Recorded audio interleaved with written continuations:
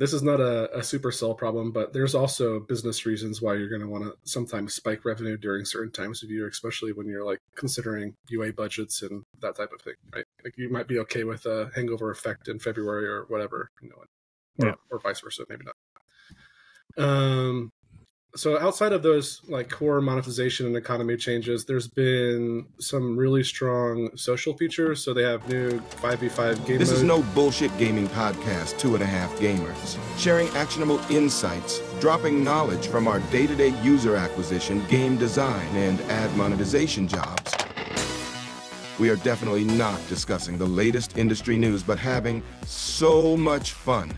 Let's not forget this is a 4 a.m. conference discussion vibe, so let's not take it too seriously. Jump in on the intro, Matej, but do you want to, or do you want me to?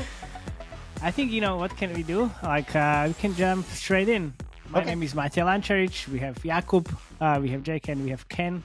And this is another crossover episode because you love it, we love it, and it's always fun. Yeah. Before we start, Ken, can you give us a little intro from your end, because you are the mysterious guy in here.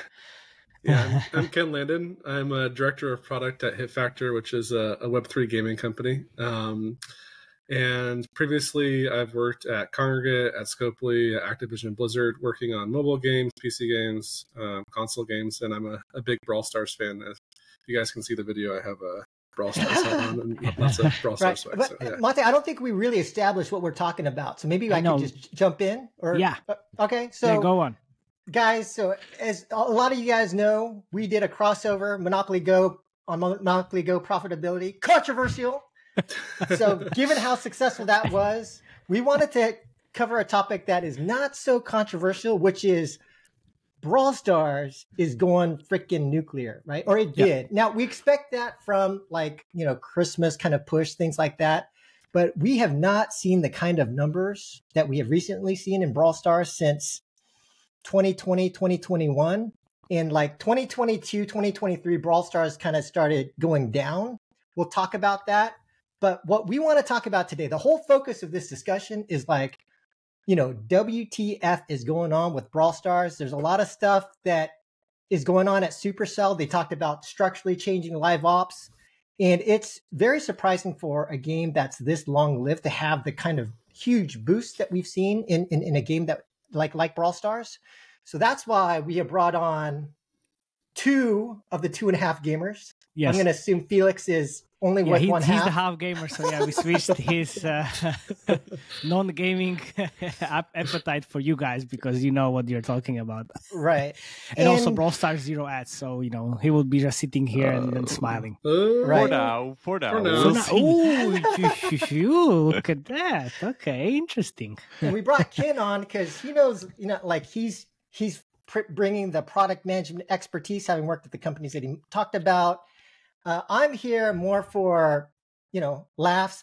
And I haven't played Brawl Stars that much, but also just to keep things a little bit lively and entertaining. And just to set the structure so you know what to expect, we're going to basically talk about the performance of the game. I'll cover some information from data.ai that talks about the revenue, things like that. We'll go into a product, I don't want to call it a deep dive or a master class, but, we'll go deep on the product. Masterclass in Brawl Stars, because we've got 2 of the 2.5 gamers here. We'll talk about the marketing and UA, and then generally talk about the long-term outlook and conclusions. And we can share screen today, right? Yes, you can. Okay, yeah, of course. You have to. You have to. Yeah. So this is a visual show, visual podcast. We need to. By the way, whoever needs it, I have Brawl Stars currently running on an emulator. So whoever needs direct Brawl Stars kind of game in between his speaking, just tell me. I will share it anyway later down the line. Okay. Yeah, you should play. We need to see how you suck at Brawl Stars as well. How many trophies do you have, Jacob, on your emulator? What? How many trophies do you 7. have? Shit, once. There you go. This is not your main account, right? Yeah. Sure. Yeah, of course. All right. So I think we could dive into performance, but before we do, is there anything else we want to tee up for the conversation today for our audience? No, I would tease usually when we talk about the game growth, it's product updates and UA. in this specific case, as you know, Supercell, it's not going to be that much about the UA rather than the product side of the equation. But are they ramping up UA, or do you think they're recent... running some new things? I'm going to talk about that, but since they started making changes, it wasn't like that impactful for the growth. So sorry to budge in, but isn't this whole thing pretty much completely powered by influencers? I keep watching, Supercell's literally main influencers. They have the dev builds, literally the dev builds of the game to show off all that stuff. And each of those videos has 300K, 500,000 views with every single update and everything. So my guess is that their UA per UA is completely driven by this community. You remember what we always discussed when there was a new game in soft launch or closed beta. All the same Supercell influencers were talking about it and bringing everything up. Almost zero, let's call it traditional UA. Yeah, that's new age we live in. Influencers are the new marketing, right? So for Supercell, you know how it is. But the thing is, the point I want to make here is that these guys aren't just let's make a video about this game. These guys have access to dev builds, to literal dev builds of the game to show up. For instance, I was looking at all the hypercharge abilities because the guy was just showing them on the screen with just target dummies. And you don't get this thing as a normal person. Well, yeah, cool. But I also had the dev build for our recording, so it's really. Yeah, of course. Right. No, I'm kidding. Of course, I'm kidding. Of course, he's kidding. Of course, I'm kidding. I had test flight. I mean, it's almost like a dev build. I'm gonna try to share my screen so people know what we're talking about. Do you guys see? Okay, here we go. So first. Sponsored by data.ai. No, so we got some data from data.ai, and basically, can you guys see my screen? I can't see it. Not yet. You need to click on the share button and then on the actual tab. Did.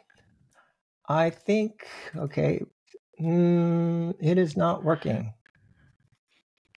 Right there at the bottom, there's the leave button and share. Yeah, share. Yeah, pick a window or a screen. Yeah, or tab in the browser. No, there seems to be an error. Here, you need to click. Yeah. Let me send this to you. No, I have Sensor Tower, so I can actually do that. Sponsored by Sensor Tower now. I just put the slides in the or the screenshots in Slack if you want to. Yeah. Okay. Yep. Yeah. But yeah, I'm getting errors on my side. Oh well, yes. Okay. One sec. You need to click share, then share, and no, then... I did that. I actually did that. Okay. There you go. Okay. You see these, right? Okay. Yeah. All right. Nice. Okay, cool. Yeah, so basically, when we look at the data, we can see that there was a big change. So in 2020 and 2021, we can see, I think this is a revenue graph, but could you also share the downloads graph? Yep. So I think downloads were between somewhere 1 and 1.5 million on a weekly basis. But then in 22 and 23, downloads dropped by half or so. And if you can go back to the revenue slide, similarly, we see a much lower baseline with weekly revenue roughly around 6 to 8 million in 20 and 21, and then dropping to about 2 to 4 million in 22 and 23. But you can see the game has not had a $12 million net revenue week since May of 2021. And we've seen this big spike. And so I think, as I mentioned earlier, we would typically expect a big holiday spike from, kind of Christmas, New Year's, that kind of thing. And we've seen that over the past couple of years, but not to this level. And so I've got 3 big questions for this group, which we can kind of come back to as we close this discussion. But the first is this recent spike, what do they do? How is this spiking compared to the past few years? Second, there's been a lot of talk by Ilka, Supercell CEO, about how they are going to be changing how they do live ops. And so this approach to live ops, is this change because of the bigger changes that we've made? Is this going to be a structural change? And then third, can we expect a higher baseline? Now we're starting to see the drop as we would expect from a holiday push. Yeah, but wait a second. Look, so I have all 3 games because I was also looking into it because December was amazing for all the games. If we compare November, Clash of Clans 30 million, Clash Royale 19, and Brawl Stars 12. December, Clash of Clans 57, Brawl Stars 20, which already surpassed Clash Royale with 19. And if you look at January, which is so you're looking on a monthly basis, right?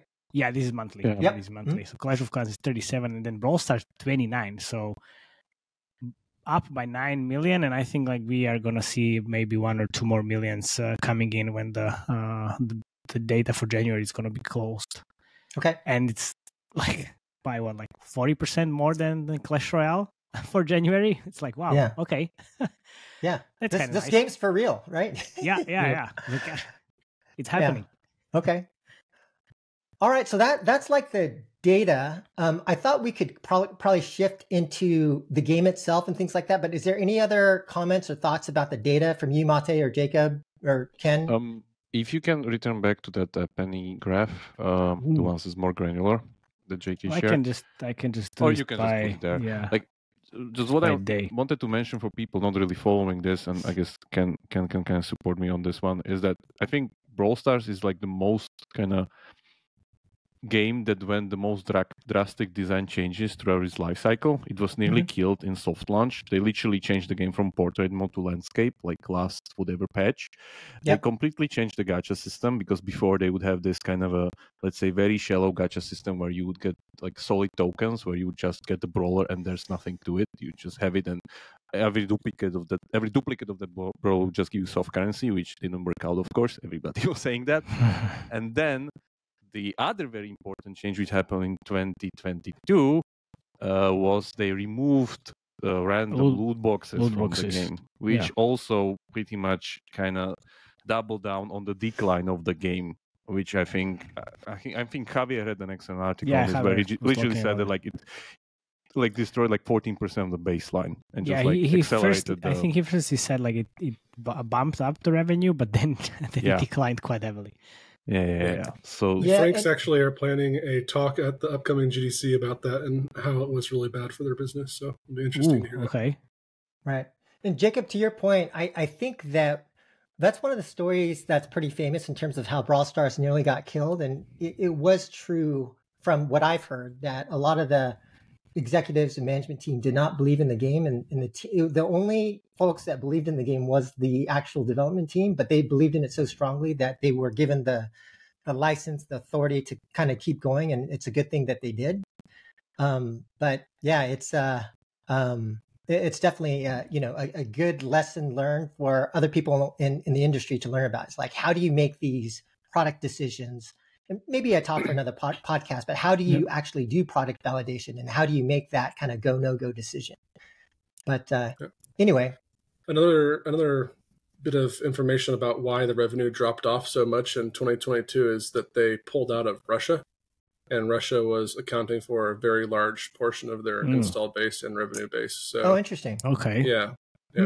Okay. That's a pretty meaningful part of their business, and now they no longer have access to that portion of their business. Got it. All right, so maybe we could shift to product, and we'll talk about Brawl Stars as a game.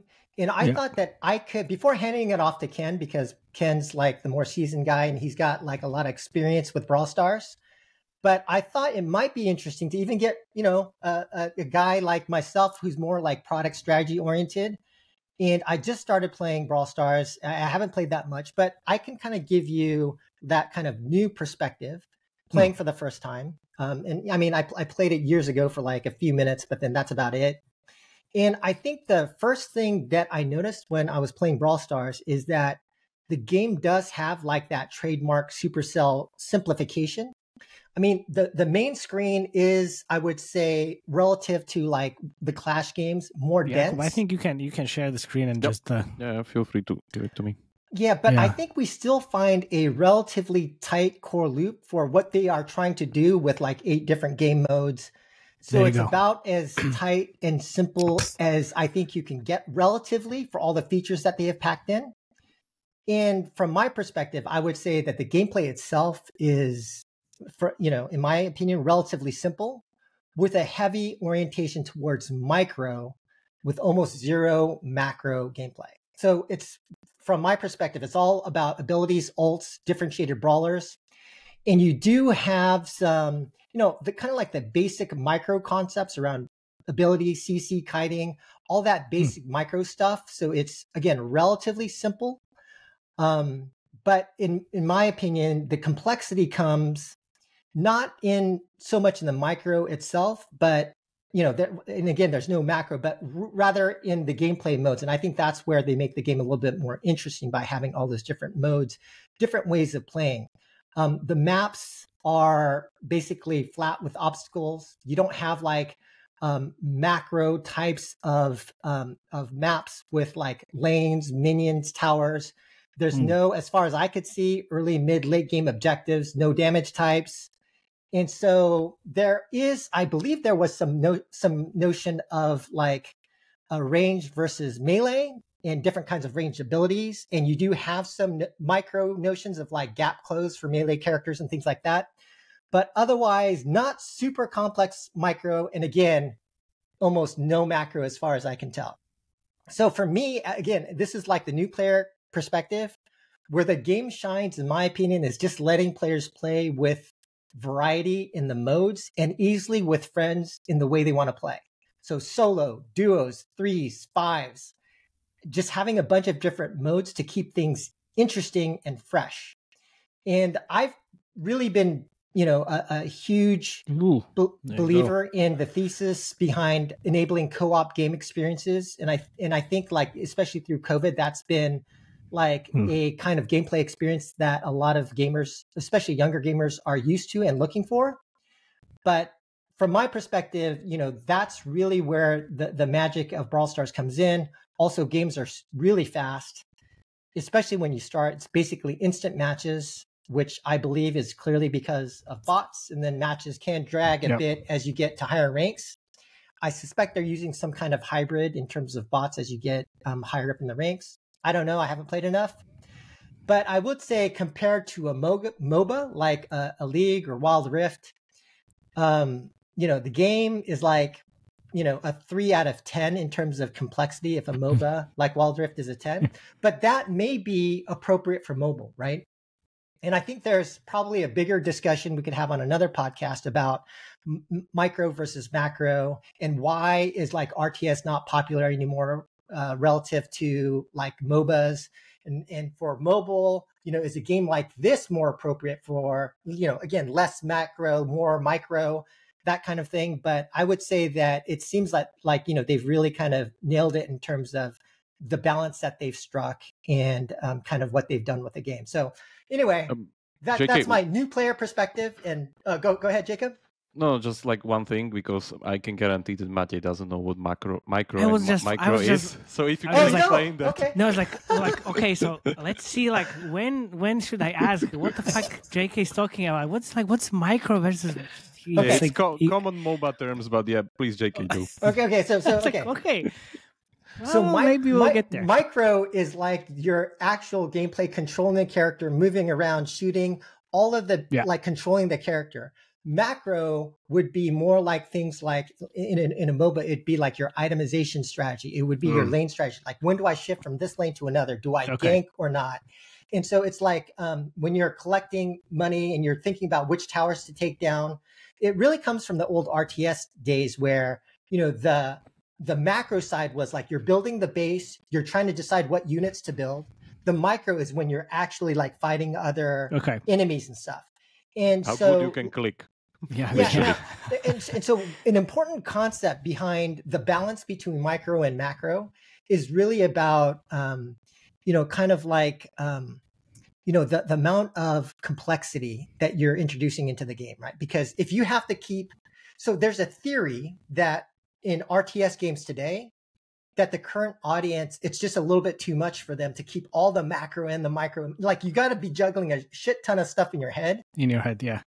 Right, like managing all this and like, I want to make more units here and this and that, and then these guys are coming here and like managing all that may be like too much. That's too much complexity. Too complicated. Yeah. Okay. So, and especially for mobile, I think simpler, having a heavier progression orientation. So that's another thing that I see in Brawl Stars is that they do have more stateful progression, which is a little bit different from a MOBA. But I would say appropriate for mobile, right? But anyway, those are like, again, good. My new player perspective. And by the way, I was surprised. I was surprised at how fun and good of a game that they executed Brawl Stars. So I think that's pretty cool of them to make a game that's so, so good. And I think they did a great job, and it's good to see them kind of pushing it more. But let me now hand over to Ken, who actually knows this game well.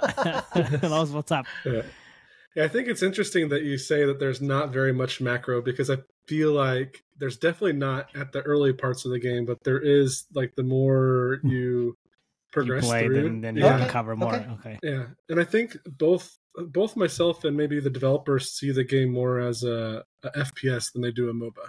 Right. Just because there is a lot of micro, and there is a lot of moment-to-moment gameplay that is very action-oriented and, like, more twitchy and shooty versus what you're thinking of as, like, pre-planning and reaction. And Ken, to your point, I think that would be a smart choice, right? If you have a bunch of game modes, then to, like, introduce what's called progressive complexity, right? Like, as you develop more in the game, then you might have some game modes that introduce a little bit more macro. Look, I play for half a day, so again, I'm just giving that new player. I'm giving that new player perspective. By no means am I an expert in Brawl Stars at all, right? I just know product and strategy. That's it. So yeah, JK, you need to play more than half a day.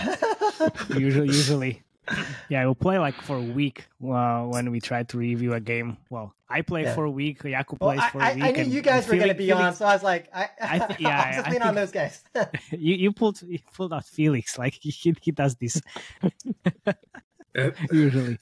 I think on my whaling account, I have like 10,000 trophies. That's probably like a few months of gameplay. And my free-to-play account, I have 6 months to a year of play and 20,000 plus trophies. There's it's a lot more long-term experience. So why do you have whale account and free-to-play account? It's because of different player experience. Indeed, as a product manager, I'm trying to deconstruct the game. I want to understand the nuances between different personas.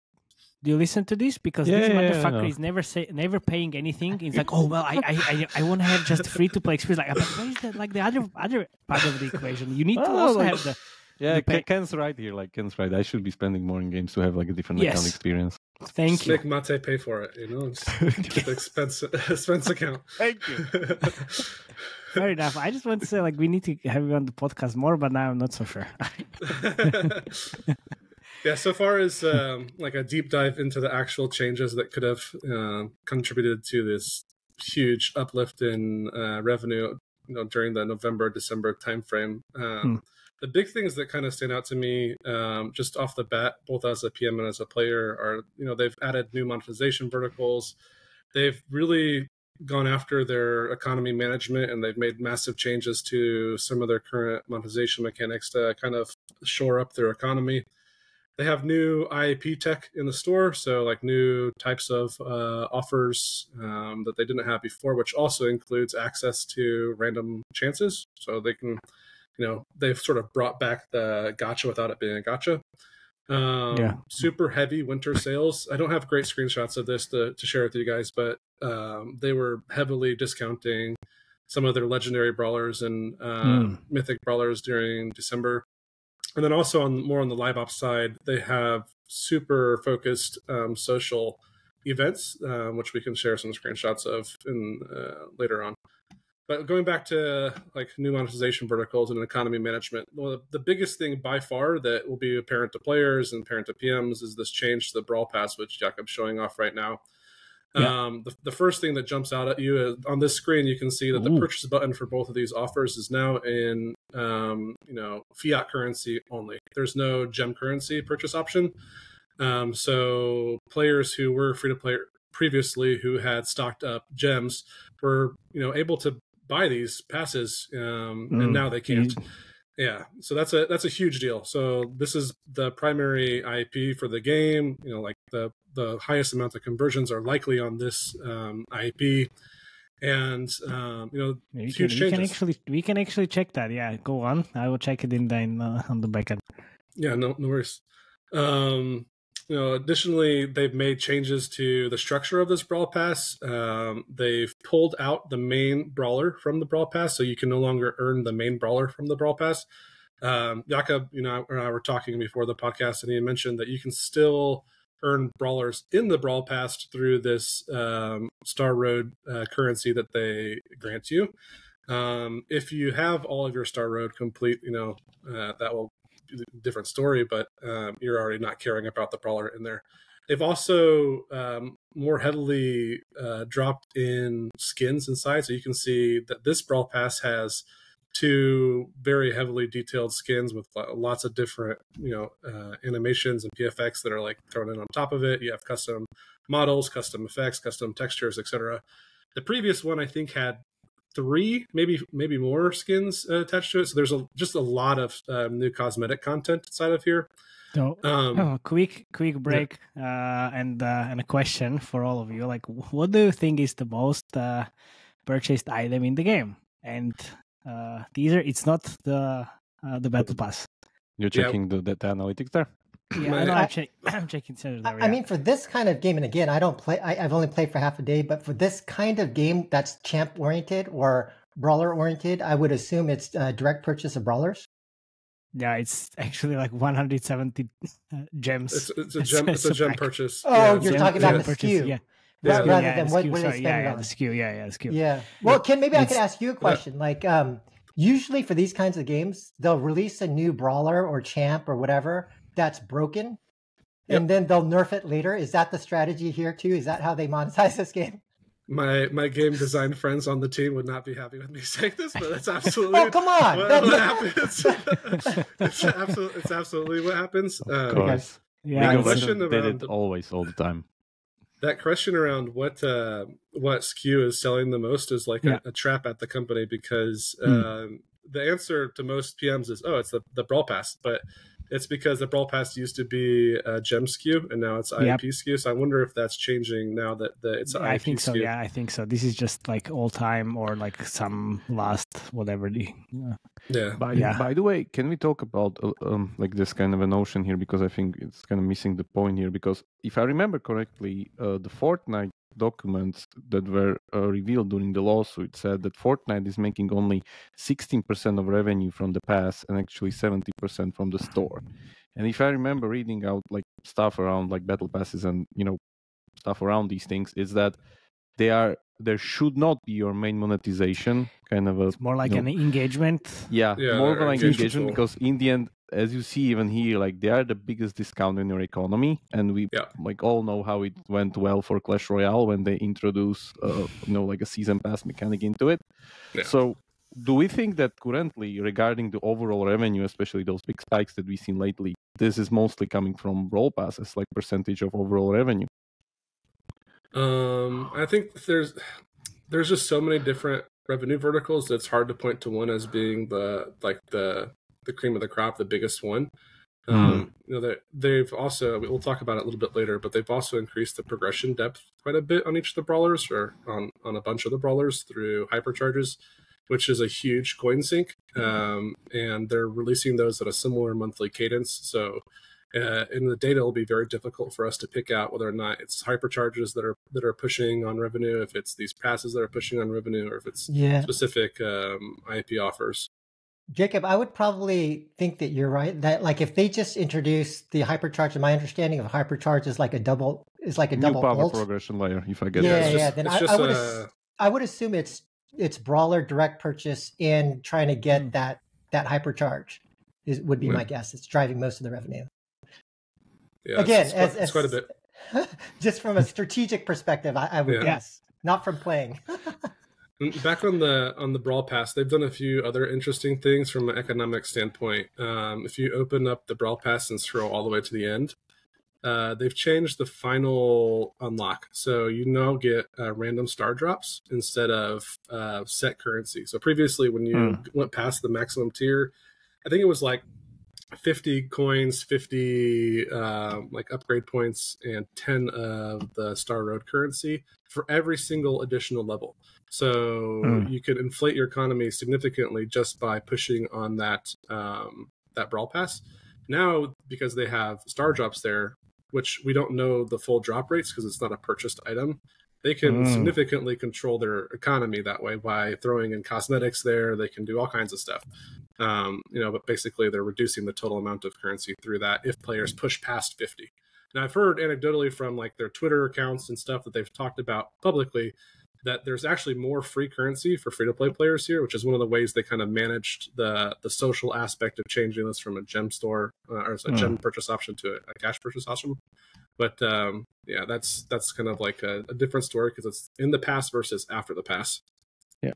I watched a few videos and the guy was literally telling like there's 30% more stuff regarding for free-to-play players in the past now. There's even gems which were not there, or let's say the gems you were used to kind of consume into the next pass, so now you actually have like hard currency out of it. And that like overall some kind of 10 to 15% increases regarding the currency on free-to-play side. I remember there was a lead at Supercell who did a talk. I forgot who it was. But I think they were talking about Clash of Clans, and they mentioned that they wanted to intentionally move to a monetization strategy that's lower ARPU, higher conversion. And, I mean, Aino had that talk about. Oh yeah, I think so. Yeah, I think that was that's right. And so I do think like that. So what you guys are saying makes sense to me. Like if you can help support more free players, but also entice them somehow to at least convert a little bit. Yeah, absolutely. Yeah, so that's very good talk, by the way. I really recommend. Oh yeah, exactly. Like, main thing about like how they move the player base from lower town halls into higher town halls by like kind of rearranging the economy and putting a battle pass system on top of it. Yeah, it's on YouTube. Like search it out. Yep, we can put it in the show notes. Actually, easier. We've already sort of hinted on hypercharges, but they're an additional progression tier that is unlocked at the brawler's maximum level. So you have to go from level 10 to level 11 now, and it unlocks for an insane amount of coins. It's 5,000 coins per hypercharge. I think it's like $20 or $30 if you want to buy it outright.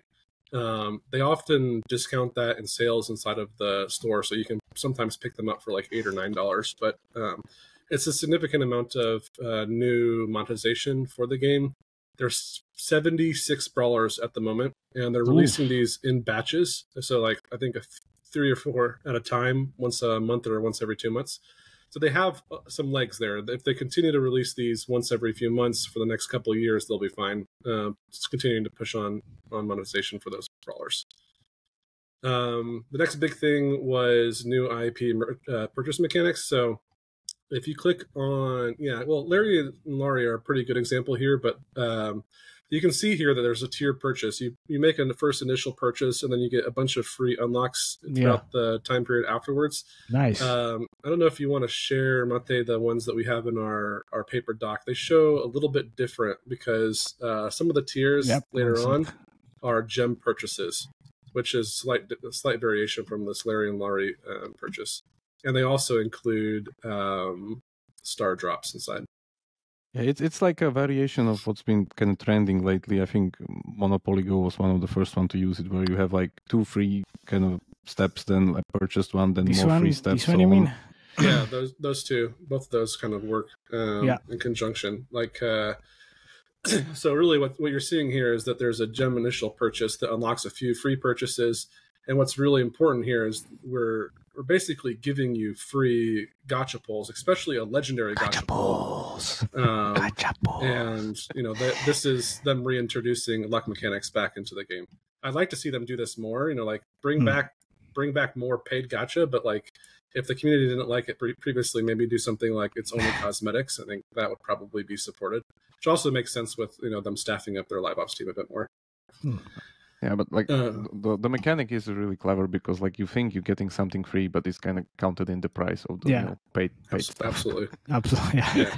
But the amount of currency you're getting here, so these 2 images, that's 7,000 coins plus a brawler skin plus 7,200 coins plus 3 pulls on a gacha. That is super heavily discounted, like a 10x or plus discount. So it's a really, really, really good offer for players. I worry a little bit about cannibalization, but it seems to be working for them. Why do you worry about cannibalization?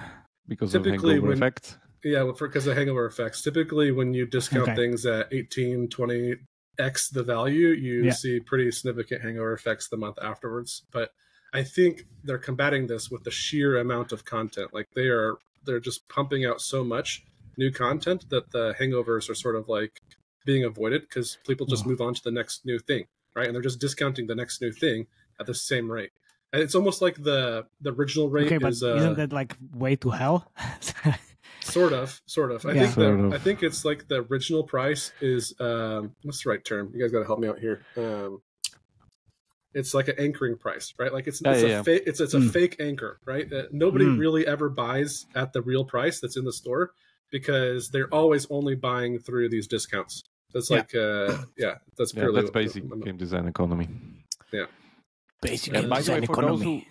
for those who don't know, like what are we talking about regarding hangover effects and like things like this, it's pretty much just imagine like a baseline revenue of your game, and then suddenly there's a spike because offers going in, especially those 10x or whatever x discount. So there's like a big spike, everything looking great, but then after that there's the hangover effect, which is like a valley, like literally the other reverse spike, where suddenly your baseline revenue goes down because people have enough resources to continue playing without buying anything. They don't need to spend anything. And the hangover happens when this valley, the size of that valley is bigger than the spike of the revenue spike, which means you cut out from your baseline anyway. Therefore, you're in minus altogether. Yeah. So if you didn't do the special offer, that you will be in a better place.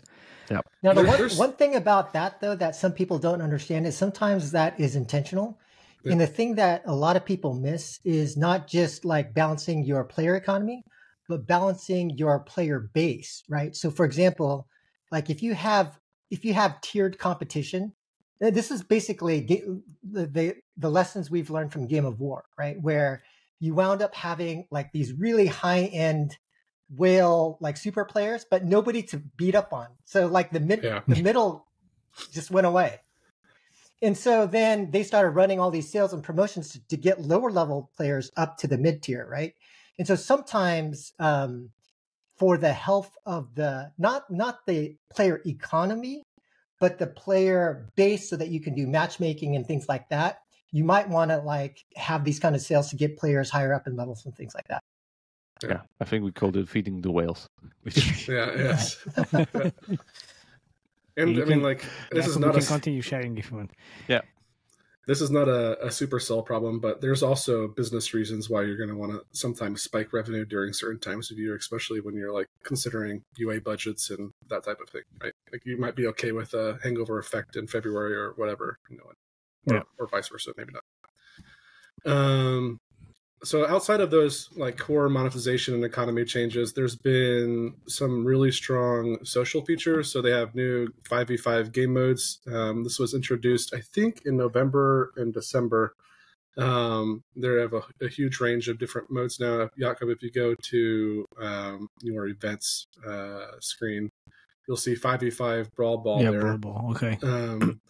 And this just allows for a much more chaotic gameplay experience and for larger groups of friends to play together. That's for me. So it's amazing. Like there's a lot going on the map right now that's a lot harder to do some of that macro gameplay that Joe was talking about because there's just so much damage being applied all the time.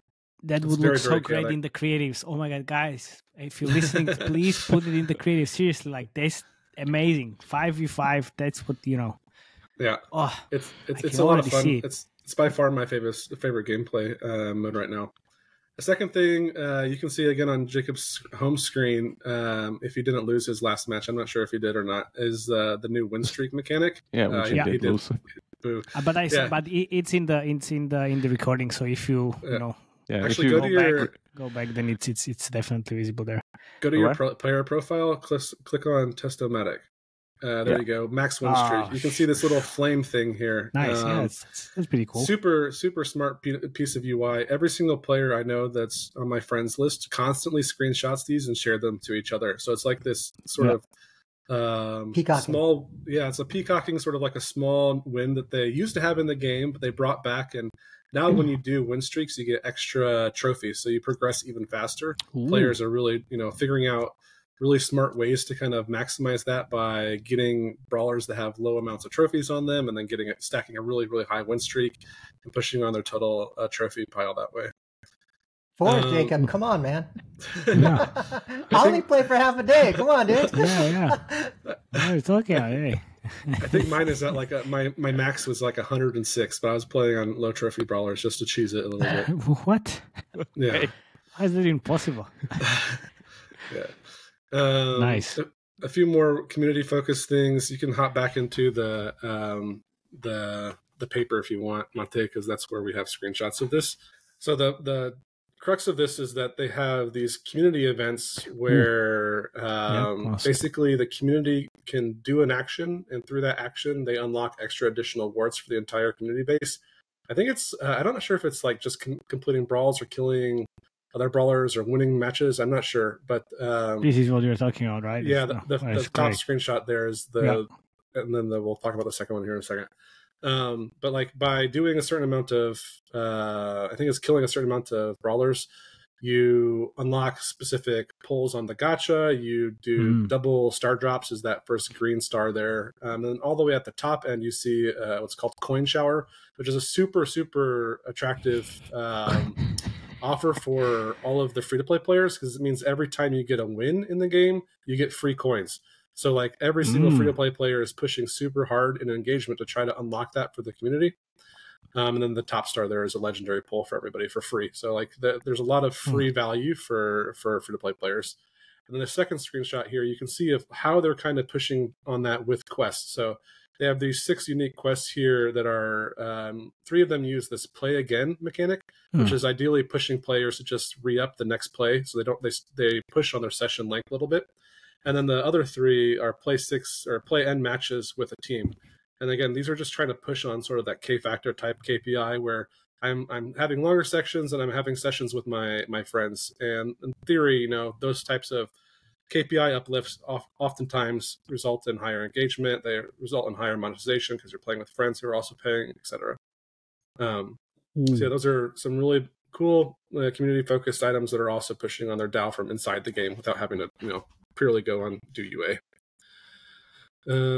Yeah. So last thing, this has been kind of hard to figure out because it's not viewing for everybody, and the only way we've sort of seen this is through Twitter, but they are starting to trial ad tech in the game in limited countries. So that's those other ads you mentioned in the beginning? Yeah. Yes. They are certain countries now have the option to unlock a view this ad to get this benefit type of thing. Inside the Brawl Pass, you can I think you can get like the second reward every N tiers. That is unlocked via the ad view for some of those countries. Video, okay, yeah. Interesting. They're doing rewarded video, as well as like a second freebie in the store, I believe, is also via that ad. Now that could be some of that could be just like people misreporting it on Twitter, but that I'm fairly certain those are the 2 rewarded ad placements, and I would anticipate them rolling that out further once these initial tests are going on. I think I saw the screen when the recap YouTuber was talking about the ads. Like these would be the perks that you would get these from. Okay, yeah, that makes sense. Those are pretty significant rewards for just watching some rewarded videos. Yeah. In these types of games, which have historically been pretty IP heavy, when they introduce ads, so long as they're doing it in a way that doesn't massively cannibalize their economy, you can expect like 20 to 30% total revenue uplifts from them. So that is a huge increase on a game that's making $1 billion a year or whatever. Is it legal now to like discriminate players where you can show ads to one group but not another? Is that? I mean, it's been a while since I looked at this. So. No, it's like it's completely normal. They're currently doing it, so I guess it passed their legal department. Yeah, because if you can't, I mean, I would I mean, certainly for some countries it may make sense, but I would say if you do this across your whole audience in the West, you're going to cannibalize the shit out of your game, in my opinion. But it depends on the rewards. It like really depends on which portion of your economy. The placements as well. Yeah, it's like Yeah, but I just don't think that in terms of the value exchange for an ad versus like the IAP, it's just so off, right? Just one tidbit, like if you just look at what Heyday is doing currently, they have segmenting the payers and like non-payers there. For instance, if you're a non-payer there, only after level 10 they only give you even the option to watch rewarded videos, like this kind of whole theater thing.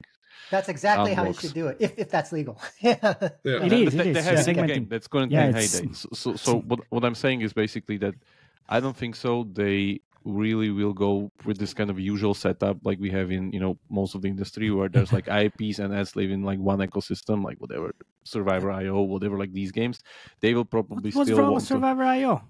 We're talking about Supercell. That's the thing. So we want to get Felix on the podcast at some point talking about the ads in Supercell games. So they will probably segment it anyway. So it's like if you're a payer, I think you either get this for free or like I guess you get it for free anyway through Battle Pass or like having purchases. But like I don't think so. They will kind of cross into the paying audience. And even if it's up to you if you want to watch the rewarded video or not. It's not interstitial. Man, it's premium experience. Supercell premium experience. They're very orthodox about these things. Okay. Okay. Whatever. Yeah, so I think the last bit of stuff for me on the deep dive, I can't just talk about the good things. I have to also kind of like dive back into things that I'd want to improve as a PM.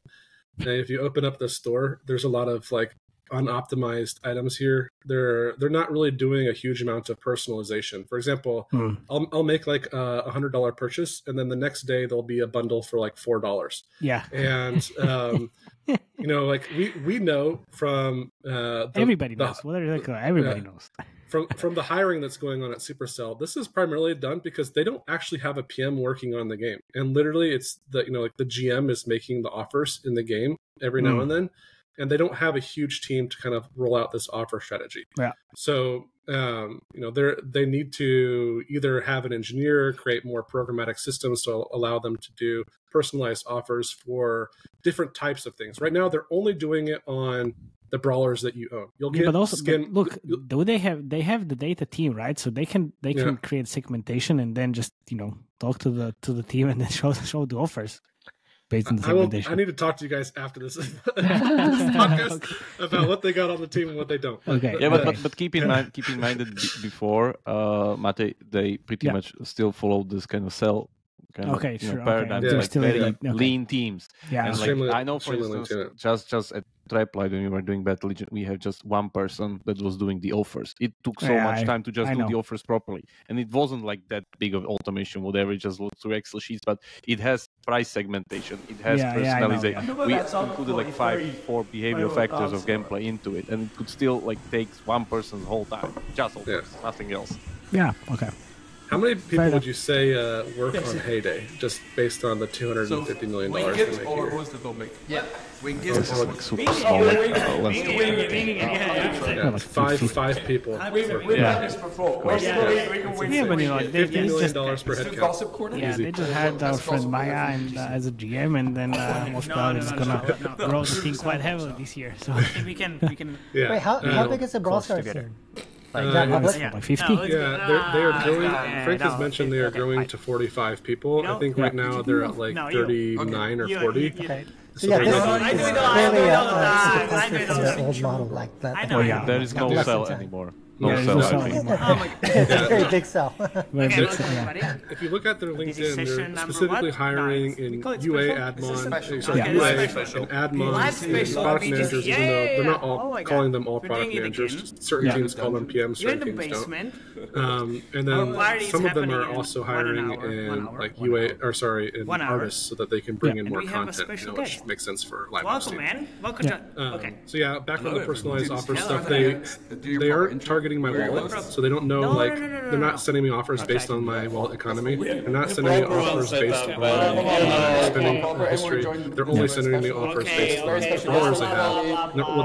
What they're doing there is just showing me skins basically for the brawlers I have. There's a lot they can still take advantage of there, so when we talk about future growth opportunities, once they bring in these skins, once they have that person on the team, they can really drive growth there. Once they start running proper UA, like this is gonna be on the moon. Like this is like seriously. Yeah, but that's the thing, that the whole thing that you pointed there, Matej, that like the biggest skew is what, like some kind of a gem offer. which Yeah. is like when I look at games, and even when The popular one, talk to 170. That's it. talk to my clients or whoever like I'm kind of working with, and like first thing I like give me a pie chart of your like revenue sources on IAP, and if it's like more than 50% is coming from these anchoring gem prices, oh, it means you don't have an offer system that's being Yeah, enabled that's in the it. Yeah, game, yeah, which just means like people need to willingly lower and willingly click on it. It shouldn't be that way. Yeah, but I would agree with you, Ken. Like personalized offers, especially like using machine learning to like optimize bundles and things like that, or even just simple, Just a simple segmentation step up, yeah. step down, all that kind of stuff is like so easy. So there's not like as Ken said, there's not even the basic RFM formula here, the eShop one, like recency, frequency, monetary value. It's not taken into account. Even that's not there, the baseline, and we're not talking about ML stuff. Yeah, but as you mentioned again, like there's actually no one on the team who can do it. Yeah, so it's like all these like massive economy changes that you guys are seeing in the game is because they hired a game designer from Blizzard who was an associate director of product at Blizzard, who's now a game designer at Supercell, and he's like also got a really strong economy in mind, Jeffrey Shen. And he's bringing in all these new ideas to the economy. So that like just a few hires can really make this game explode. Yeah. Well, whatever they're doing, I mean, we've seen the performance, right? All those guys should get like big bonuses for whatever they were doing. You can be sure that they are treated very well at Supercell for sure. And I still believe like this is just the beginning, right? Yeah, absolutely. There's like two more things I'd probably want to poke at here that they can improve on. The event structure is pretty random. We talked, I think Joe, you mentioned that there seems to be always something that like for every type of player in the events, right? Like, and that has pros and it has cons. There's a big pro there is that whatever persona you are, you have a mode that you can play. But from a con perspective, like that's really bad for live ops because I'm not pushing people into a live ops path that I can then monetize. It's just like, here's a smattering of events, go play them. And typically in like mid-core and hardcore games, there is a focused event where you're pushing people into a funnel that you're then monetizing as they progress through that event funnel. That doesn't exist at all in this game outside of the Brawl Pass. And that's initial purchase and then no purchases really after that. You can jump some gems to like skip levels, but I don't know a single player that's a whale or a free-to-play player that does that. So yeah, that's a pretty big issue. They need to figure out sort of their live ops event design so that they can push people into the events a little bit better. And then probably, I think the last one I'd probably want to cover is just the season quest cadence. They've actually made changes on this recently. You used to get quests, I think it was like twice a week inside of season quests, and now they've increased the frequency for it to be once every 24 hours. I'd still say that this is not enough. That's one session a day, and I think if you dump that to once every 6 hours, you'd get 3 sessions a day out of a user. You'd have a lot more sticky players. But this is a pretty controversial topic amongst the Brawl Star community because some people only want to come in once a day and farm all their wins, and a lot of players wouldn't like to have to come in 3 times a day. Just experience from previous games I've worked on, 3 times a day is better than 1 time a day. So, that's my takes. 3 shorter sessions is better than 1 longer? Typically, because you're exposing them to things like the store more often from a product perspective. Like you're creating kind of like a habit of playing? You're reinforcing the habit, of course. Okay. Yeah. Put them through the loop more times, really. Now, Jakub, if you wanted to go on any of your other ones. I guess that's like pretty deep dive there. Like what I would say is that I don't know when, maybe you tell me, when they added because last time I saw Brawl Stars there was no like additional power layer through these gadgets and gear. Gears, I don't know when that was actually added, but I think there's a good direction now with the hypercharges, which I guess I'm not able to share because I don't have a hypercharge brawler. But there's additional power layer. Close this out and go to Shelly. Close the Barley, and then you should have Shelly, the first one. Yeah, her. Number 11, you can see there. Yeah, of course. Thank you.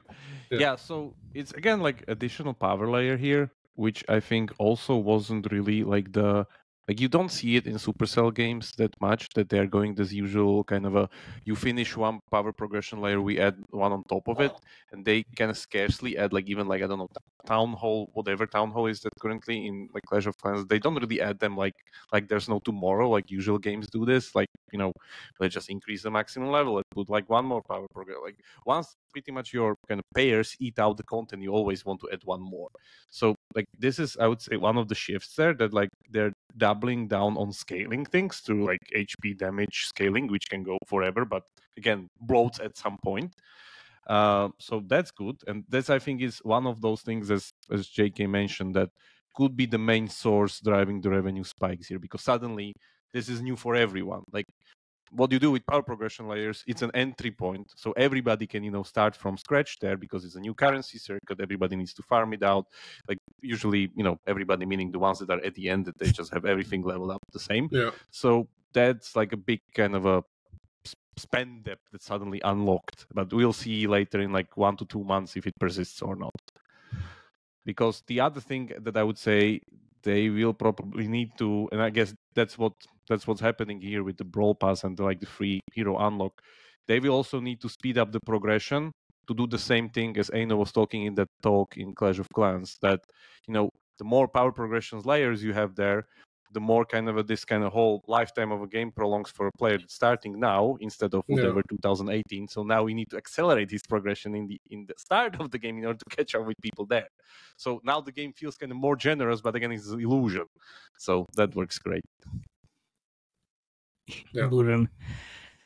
Nice. Okay. UA. Here you go. There is no UA. Thank you very much. There's no UA. Thank you. Yeah. We can end here. Thanks for listening. Jakub, can you? We ate up all the time. Sorry. Yeah. Let me to share, because there's very little UA. Global analysis, which is in the Sensor Tower, just to say what they are actually running. Google, meaning YouTube, and that was basically it until last week. So that was the biggest channel for the UA in I think all channels, all geos, in terms of US, Germany, and South Korea. Obviously, like those are the three biggest countries for Brawl Stars. From the revenue perspective, what we discussed at the beginning. But yeah, we have only two channels here, which is the Google and the Google. So it's display and YouTube. What I can share is actually some creatives, which are a little bit interesting, a bit more interesting, which are here. And we have some TikTok coming finally as well, since like beginning of January. We can actually start with this. You don't expect anything crazy. It's just very traditional CGI 3D elements, gameplay oriented. No, nothing's fake. Nothing is fake. Well, yeah, nothing is fake. We have all like if we have this, it's UGC, right? And it's a little bit annoying.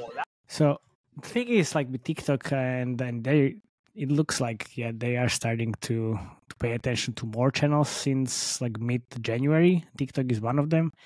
And honestly, I see only three creatives. I think the TikTok Creative Challenge would be an amazing addition here. And what TikTok Creative Challenge means is you actually work with TikTok creators.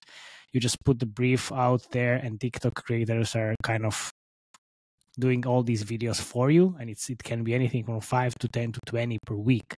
And since they are working with so many influencers already on YouTube, I mean, this would be a great source of new creatives, which are not super traditional, right? Because we have this, and that's basically it, right?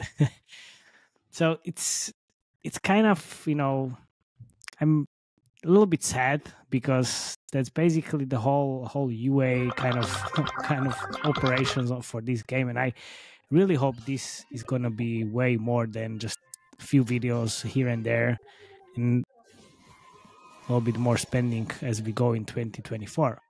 Why do you think that is? Is it because they can live off of organic so well? Is it because they're just not making enough per user to buy users? Is it like why is this the way it is? Not enough headcount?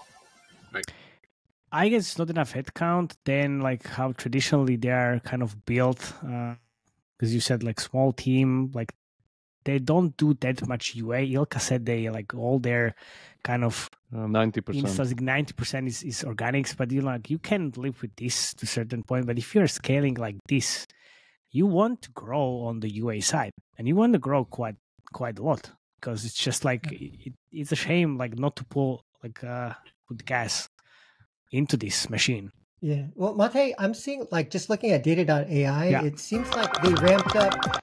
Well, they ramped up user acquisition around January 7th. Yes. Yep. And maybe to the point that, like, I know we talked about before, like, I think, Ken, you were mentioning, how are they going to, or maybe it was you, Jakub, that where we were talking about how do they combat like the hangover effect? And it seems like, January 6th where you had the big spike.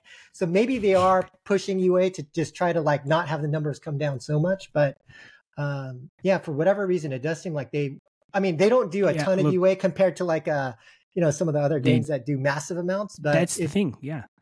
It's just like making 40 million a month now, with almost like zero UA. Like, can you imagine like how much money they can make with a serious UA? Yeah. But it does seem like they kind of tripled or quadrupled UA from prior to January 7th. All these like nice videos. This is old video I remember from the launch date. So this is really the old one, and it's now like they recently launched it on Instagram and Facebook.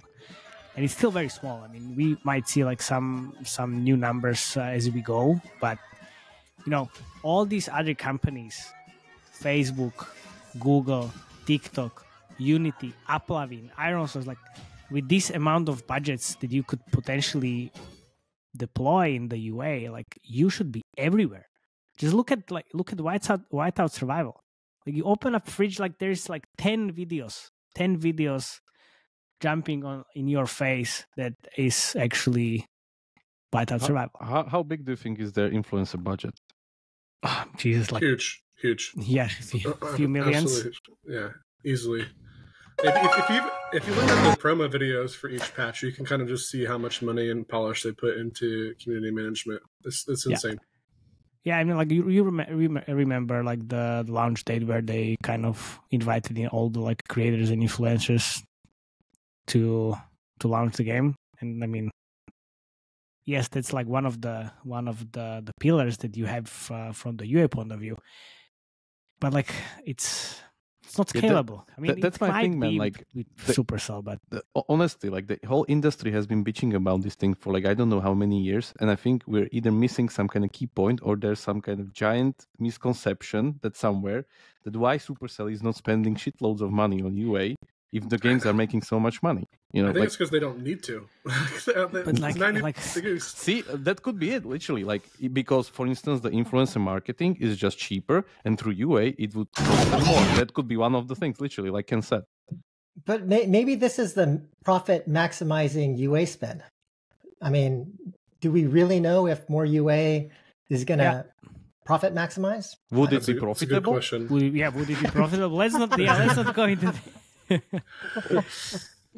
let's not go into that direction, please. It's no, but I can still see like so many things, like we mentioned, like in terms of the creatives, like different modes, like all of these, like this is super basic. I mean, really, like that's by the point. default. Like, I think we're missing something because, like, what's bearing them from literally just like buying like full-fledged UA team from some other company, overpaying them? Like, what's stopping? Nothing.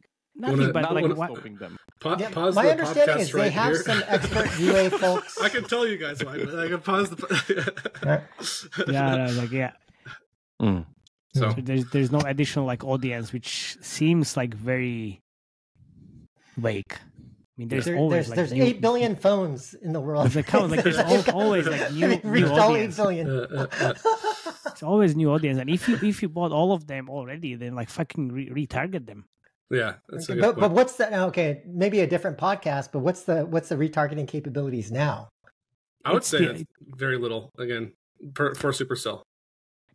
Well, why? You have the Supercell ID, so you have like lots of different kind of the headcount required to do it. Like they need to build the live ops team that can go and push all those campaigns. Yeah, that's true. Okay, sure, but then look, I mean, all of like this is.